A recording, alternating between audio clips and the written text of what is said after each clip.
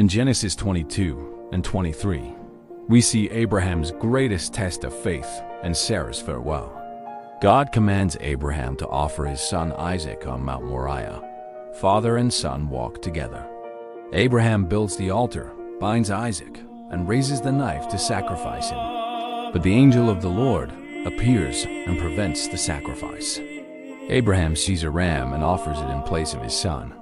God renews his promise of blessing for his obedience. Sarah dies at 127 years old in Kiriath Arba. Abraham mourns for her. Abraham negotiates and buys the cave of Machpelah. For the first time, he owns land in Canaan to bury Sarah. Abraham's obedience teaches us that true faith acts. Leave your like, subscribe, and hit the bell icon.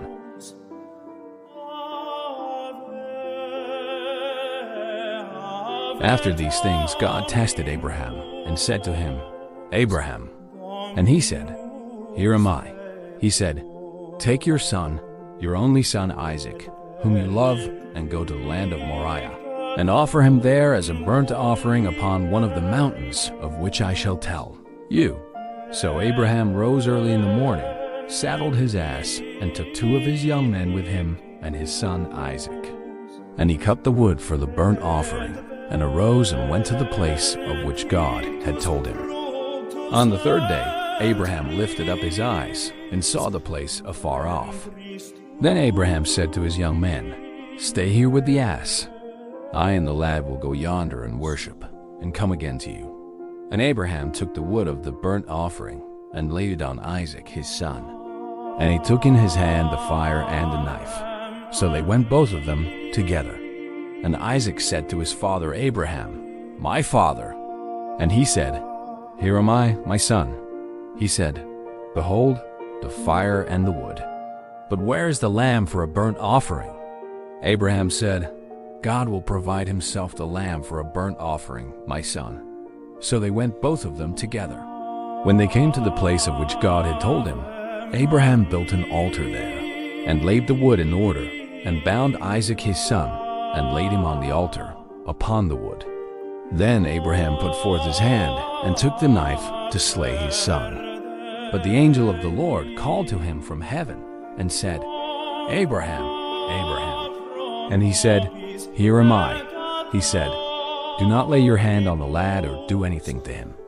For now I know that you fear God, seeing you have not withheld your son, your only son, from me. And Abraham lifted up his eyes and looked, and behold, behind him was a ram, caught in a thicket by his horns. And Abraham went and took the ram, and offered it up as a burnt offering instead of his son. So Abraham called the name of that place, The Lord will provide. As it is said to this day, On the mount of the Lord it shall be provided. And the angel of the Lord called to Abraham a second time from heaven, and said, By myself I have sworn, says the Lord, because you have done this, and have not withheld your son, your only son, I will indeed bless you. And I will multiply your descendants as the stars of heaven, and as the sand which is on the seashore. And your descendants shall possess the gate of their enemies, and by your descendants shall all the nations of the earth bless themselves, because you have obeyed my voice. So Abraham returned to his young men, and they arose and went together to Beersheba. And Abraham dwelt at Beersheba. Now after these things it was told Abraham, Behold, Milcah also has borne children to your brother Nahor. Uz the firstborn, Buz his brother, Kemuel, the father of Aram, Chest, Hazo, Pildash, Jidlaph, and Bethuel. Bethuel became the father of Rebekah. These 8 Milcah bore to Nahor, Abraham's brother. Moreover, his concubine, whose name was Rumah, bore Tebah, Gaham, Tehash, and Makkah.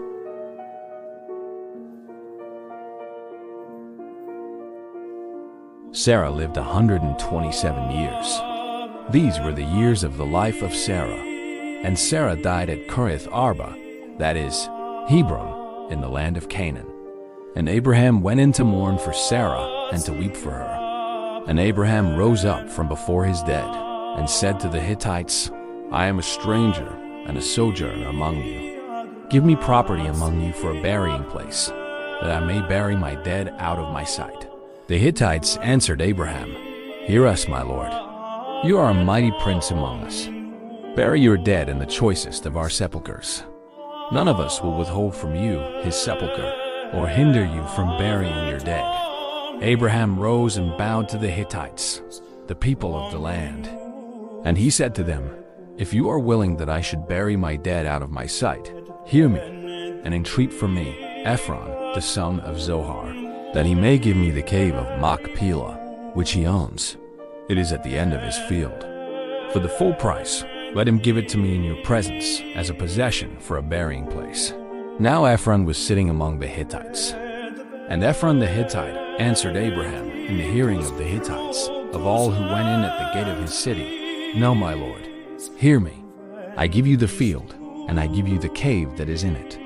In the presence of the sons of my people, I give it to you. Bury your dead. Then Abraham bowed down before the people of the land. And he said to Ephron in the hearing of the people of the land, But if you will, hear me, I will give the price of the field. Accept it from me, that I may bury my dead there. Ephron answered Abraham, My lord, listen to me. A piece of land worth 400 shekels of silver. What is that between you and me? Bury your dead. Abraham agreed with Ephron. And Abraham weighed out for Ephron the silver which he had named in the hearing of the Hittites, 400 shekels of silver, according to the weights current among the merchants.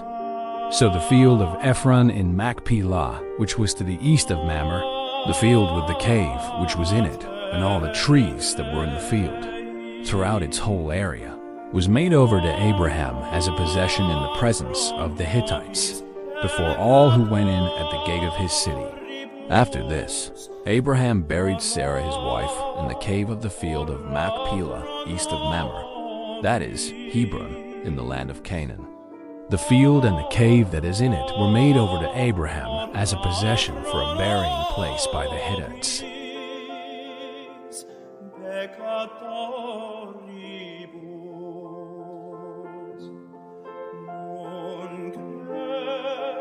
Then Zophar the Naamathite answered, Should a multitude of words go unanswered, and a man full of talk be vindicated? Should your babble silence men, and when you mock, shall no one shame you? For you say, My doctrine is pure, and I am clean in God's eyes. But oh, that God would speak and open his lips to you, and that he would tell you the secrets of wisdom. For he is manifold in understanding. Know then that God exacts of you less than your guilt deserves. Can you find out the deep things of God? Can you find out the limit of the Almighty? It is higher than heaven. What can you do? Deeper than Sheol. What can you know? Its measure is longer than the earth, and broader than the sea. If he passes through and imprisons and calls to judgment, who can hinder him? For he knows worthless men. When he sees iniquity, will he not consider it? But a stupid man will get understanding when a wild ass's colt is born a man. If you set your heart aright, you will stretch out your hands toward him. If iniquity is in your hand, put it far away, and let not wickedness dwell in your tents. Surely, then you will lift up your face without blemish. You will be secure, and will not fear. You will forget your misery. You will remember it as waters that have passed away. And your life will be brighter than the noonday. Its darkness will be like the morning. And you will have confidence, because there is hope. You will be protected, and take your rest in safety. You will lie down, and none will make you afraid. Many will entreat your favor, but the eyes of the wicked will fail. All way of escape will be lost to them, and their hope is to breathe their last. Then Job answered, No doubt you are the people, and wisdom will die with you. But I have understanding as well as you. I am not inferior to you. Who does not know such things as these? I am a laughingstock to my friends. I who called upon God, and he answered me, a just and blameless man, am a laughingstock. In the thought of one who is at ease, there is contempt for misfortune. It is ready for those whose feet slip. The tents of robbers are at peace, and those who provoke God are secure, who bring their God in their hand. But ask the beasts, and they will teach you, the birds of the air, and they will tell you, or the plants of the earth, and they will teach you, and the fish of the sea will declare to you. Who among all these does not know that the hand of the Lord has done this? In his hand is the life of every living thing and the breath of all mankind. Does not the ear try words as the palate tastes food? Wisdom is with the aged, and understanding in length of days. With God are wisdom and might. He has counsel and understanding. If he tears down, none can rebuild. If he shuts a man in, none can open. If he withholds the waters, they dry up. If he sends them out, they overwhelm the land. With him are strength and wisdom. The deceived and the deceiver are his. He leads counselors away stripped, and judges he makes fools. He looses the bonds of kings and binds a waistcloth on their loins. He leads priests away stripped and overthrows the mighty. He deprives of speech those who are trusted and takes away the discernment of the elders. He pours contempt on princes and looses the belt of the strong. He uncovers the deeps out of darkness and brings deep darkness to light. He makes nations great, and he destroys them. He enlarges nations and leads them away. He takes away understanding from the chiefs of the people of the earth and makes them wander in a pathless waste. They grope in the dark without light, and he makes them stagger like a drunken man.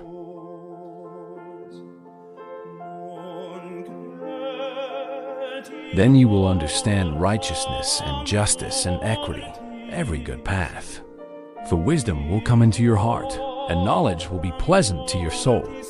Discretion will watch over you, understanding will guard you, delivering you from the way of evil, from men of perverted speech, who forsake the paths of uprightness to walk in the ways of darkness, who rejoice in doing evil and delight in the perverseness of evil. Men whose paths are crooked, and who are devious in their ways.